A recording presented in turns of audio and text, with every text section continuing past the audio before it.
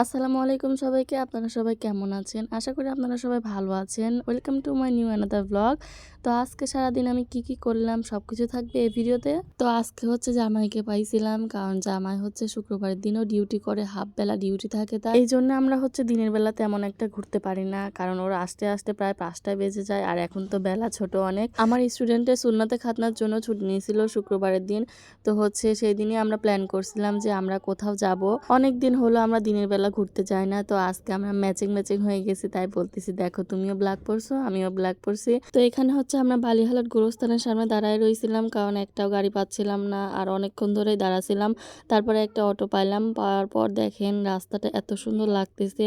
আমরা বেড়াতে আসছিলাম টেবনিয়া ফার্মে, প্রায় অনেক দিন হলো আমরা আসি না, প্রায় ধরতে গেলে 3 বছর হবে। বিয়ের প্রথম বছরে আমাকে নিয়ে আসছিল, তারপর আর আসা হয় না। টেবুনিয়া ফার্মে দেখার মতো কিছুই নাই, শুধু আছে চারিদিকে সবুজ আর সবুজ, কিন্তু ছবি ওঠার জন্য আমার মনে হয় জায়গাটা একদম পারফেক্ট। তো এখানে হচ্ছে একটা পানির বোতল কিনছিলাম, কারণ দাওয়াত খেয়ে এসে পানি এত পিপাসা লাগছিল, কারণ দাওয়াত খেয়ে এসে সোজা রেডি হয়ে আবার চলে আসছে এখানে, কারণ শীতের দিন মানেই তো হচ্ছে ছোটবেলা, আর ছোটবেলার জন্য হচ্ছে ঘুরেও শান্তি নাই, দেখতে দেখতে সন্ধ্যা লেগে যায়। আর আমার ঘুরতে আসা মানেই তো কয়টা ছবি তোলার ভিডিও করা। যখনই আমার জামাইকে ভালো করে একটু ভিডিও করতে বলি, তখনই উনি প্রকৃতিকে আগে দেখা বেশি করে, তাহলে আমাকে ছবি তুলবে না। টেবুনিয়া ফার্মে এসে ভাবছিলাম যে লোকজন ভালোই হবে, কিন্তু না, তেমন একটা লোকজন নাই।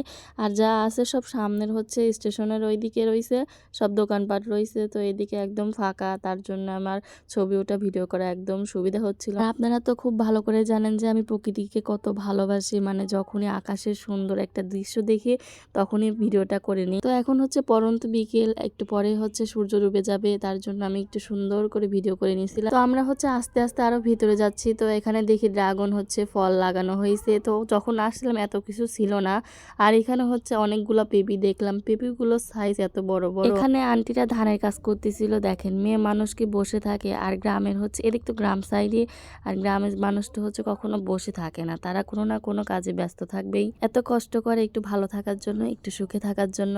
তারপর দেখি এক গাদা পাখি হচ্ছে ধান খেতে শুরু করেছে, আর এখানে আপনাদের ভাইয়া বলতেছে তাড়াতাড়ি ভিডিও করে দেখো, সব পাখি একসাথে উড়ে যাচ্ছে কত সুন্দর করে। উনি খালি আমাকে বলবে এই তুমি এটা ভিডিও করো ওইটা ভিডিও করে, কিন্তু যখন আমার ভিডিও করার কথা বলি তখন বলে যে না হয়েছে আর করতে হবে না। আর ওনাকে যখন আমি ছবি তুলে দেই তখন বলবে যে থাক আর হয়েছে, তুলতে হবে না। তারপর আমাকে বলবে আমাকে কোনো ছবি তুলো না, আমাকে ছবি পাঠাও। তখন কেমনটা লাগে বলেন তো?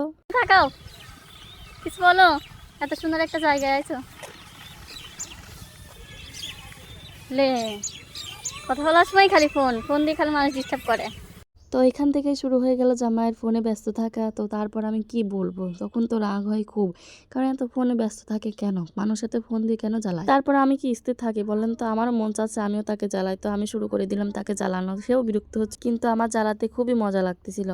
তারপর লেও ঠেলা শুরুতে হইল লম্বু খান এখানে দাঁড়ায় দাঁড়ায় কথা বলতে। তারপরে আর কি করব, বসে থাকা ছাড়া তো উপায় নাই। আমার তো মনে হচ্ছিল যে আমি সোজা বাসায় চলে যাই, কিন্তু কি করবো, আমার কাছে তো গাড়ি ভাড়া নাই, তাই আমি অসহায়ের মতো বসে আছি। তারপর জামাই দেখতেছে যে আমি রেগে গেছি, এই জন্য সে মন ভালো করার জন্য আমাকে কয়টা ভিডিও করে দিচ্ছে, কারণ আমি ভিডিও আর ছবি পাইলে তো একদম খুশি হয়ে যায়। তুলতেছে তো তুলতেছে, তাহলে এত প্রকৃতির দেখায় লাভ কি? দেখেন আমার কতটুকু তুলছে আর উনি কতটুকু প্রকৃতিকে তুলছে। আমি বললাম যে আমি এত সুন্দর করে প্রকৃতির ছবি তুলি, তুমি কি পারো? খালি একবারে ক্যামেরা ধরলেই কি প্রকৃতির ছবি তোলা হয়ে যায়?